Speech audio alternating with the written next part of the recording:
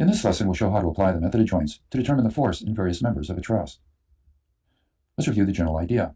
The method of joints states that if a truss is in equilibrium, then each of its joints is also in equilibrium. Consider, for example, this three-member truss, which is supporting a known load at B. If I draw the free body diagram of the joint at B, or the pin here, I have three forces acting: the known load, the force of member BC on the pin, and the force of member BA on the pin. We can get these two forces because they're now external to our free body diagram. And to do this, we have to apply the two force equilibrium equations. Notice that, in this case, we're assuming that BC is in compression because the force is pushing on the pin. After all, if it does that, then the pin has to be pushing back on the member and puts it in compression. And if we claim this is a compressive force, then when we draw the free body diagram of the pin at C, we have to have that force pushing at C. In the same way, here the force of member BA is pulling on the pin, and therefore it has to also pull on the pin when you draw the free body diagram of A. Pulling, of course, indicates that the pins are pulling back on the member, and so this is in tension. Now, with these ideas in mind, let's talk about a formal way in which we can solve problems. To begin, we draw the free body diagram of a joint having at least one known force and at most two unknown forces. And the reason we choose a joint like this is because then we can apply our two equations of force equilibrium and determine the two unknown forces. Once we solve for these forces, we can then repeat the process, looking for another joint with at least one known force and at most two unknowns, and continue to apply the equations again to get further answers. Keep in mind when you do all this, though, you don't need to keep your x and y coordinate system horizontal and vertical like you see here to get our results. You can also tip the axes if you like. For example, you can align the x-axis along one of the forces, and then when you sum in this direction, this force is eliminated from the force summation. And sometimes this will make it easier to do the analysis. I'll show this by an example.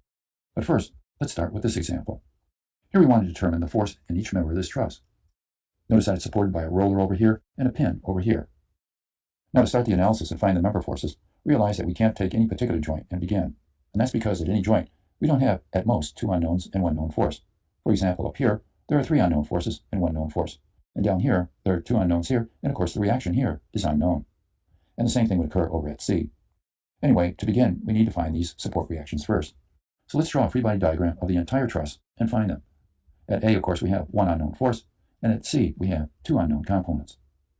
Of course, we get these by the equations of equilibrium, as you would do in any general equilibrium problem in two dimensions. Here, of course, I'd like to get this force first, by taking moments around point C.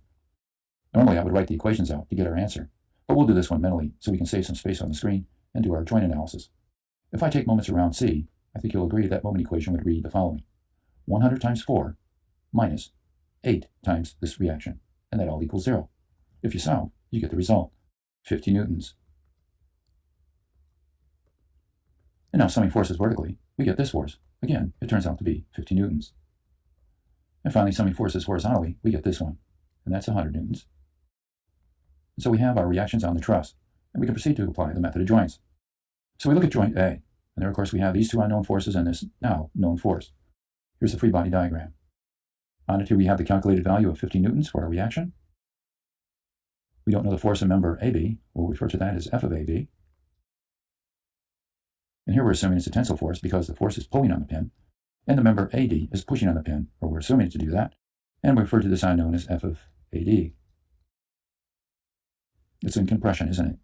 And now we have the angle in here, and that happens to be 45 degrees. And of course, that's because of the geometry of the truss in here. We have an isosceles triangle.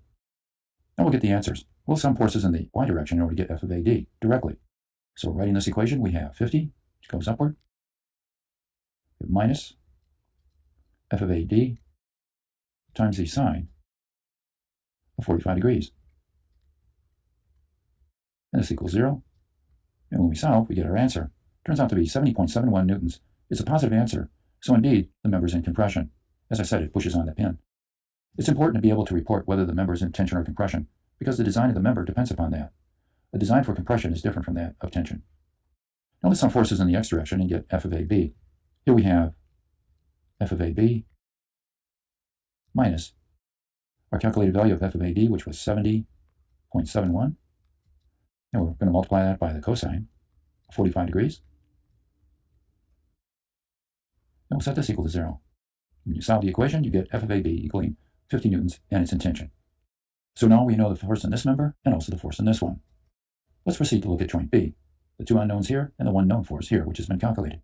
Here's the free body diagram. This, of course, is a tensile force, so it has to pull on the pin, and the value we calculated, of course, was 50 newtons. Now, rather than write out the equations of equilibrium, this is a rather simple analysis, so we'll just put on here the result. In the x direction, for equilibrium, we require this to be equal to 50 newtons. In other words, member BC is in tension because it's pulling on the pin. And here, of course, this force must be equal to 0. There's no force in member BD. So we know this, and now we know this. Finally, we have to get the force in member DC. And to do that, we can look at the equilibrium of joint D or the equilibrium of joint C. I think C is the easiest place to look. Here's a free body diagram. On it, of course, we have our calculated value of 50 newtons for our reaction force, this way, and 100 newtons, this way. We also have this value of 50 newtons, which we calculated. That's the force in member BC. And again, it's tension, so it has to pull on the pin. And finally, we don't know the force in the member CD. And the angle here, of course, is 45 degrees. To get it, we have to apply the equation of equilibrium in either the horizontal or the vertical direction. Of course, it's simpler to apply it in the vertical direction, and that's what we'll do. We have f of CD, and that's times the sine of 45 degrees. We have minus 50, and this equals 0. There we go. Solving this equation, we get our answer. It turns out to be 70.71 newtons tension. Again, because it's pulling on the pin, or as we assumed it. Incidentally, sometimes you can pre-think the way a force goes when you draw your free body diagram. I knew this, for example, was going to be a tensile force because it needs a vertical component going up to counterbalance the 50 newtons going down. And in the same way, I knew that this was going to be a compressive force because it needs a vertical component going down to balance this 50 newton force. If you know this is going to be compression, it has a horizontal component going to the left, and so I knew this would be a tensile force to go to the right. In other words, I was pre-thinking out all of these equilibrium equations in order to work through what I thought would be the correct direction for a force. But if you don't know, you can simply put everything in tension, solve the equations. If you get negative results, it simply means that that force becomes a compression force, if you like to do it like that. Anyway, we've now completed the problem. We've gotten this force. And you can come up here if you care to check your work and see that everything will come out in balance and be in equilibrium. That is, draw the free body diagram at joint D, and then sum the forces in the x direction and in the y direction, and in both cases, they'll sum to 0. Right now in this problem, we only want to find the force in member DB. There's actually a couple ways we can go about solving the problem. I can find the reactions on the truss as I did in the previous problem, and if I know Bx and By here, the two unknowns at this joint would simply be the forces in these two members, and we could get it that way. But we won't do it like that. I think it's quicker if we come up to joint C, figure out the force in CD, and then we move on to joint D, and we find our result for DB. And so we'll do it that way. Here's C, with the three forces acting on it. Our value of 600 newtons up here, of course. The unknown force in member CA, and of course here we're assuming it to be in compression. And the unknown force in member CD. It's assumed to be in tension. Slope right in here can be found from the truss geometry, and of course this is a 3, 4, and 5. Our free body diagram is complete. We're looking for this force, and so what would you do to solve for it? Well, a direct solution comes if you sum forces in the x direction. And incidentally, I do know it's in tension because its component goes to the right, and that counterbalances our 600 newton force.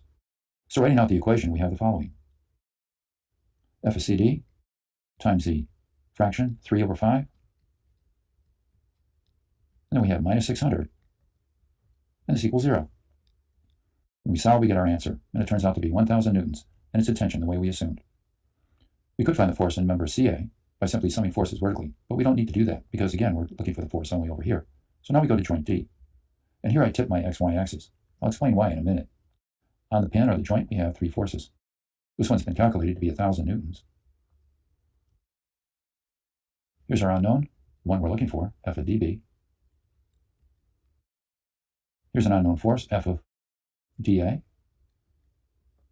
And now we could go through the geometry calculation of finding the angle right in here, and I won't bother doing that. I'll just simply write it as the angle theta, but we could calculate it if we needed it.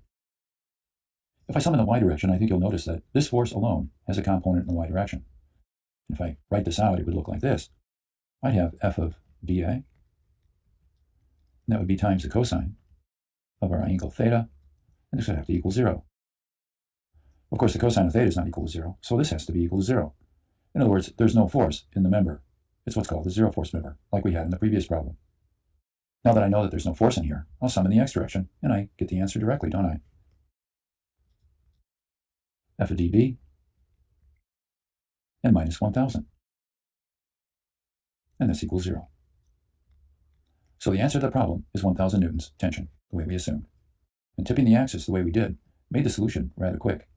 Not to say you can't keep a horizontal and vertical axis here and go through all of the solution of both of these unknowns, but it'd take a lot more time. So kind of keep in mind that sometimes tipping the axis will save some time and effort when you do the problems, and you'll only begin to recognize these tricks when you do a lot of problems and play around with this somewhat. I do agree that this is tedious work, but you got to be very careful to make sure that you draw your free body diagrams correctly and apply your equations as you go from one joint to the other. And so on that point, we'll end our lesson.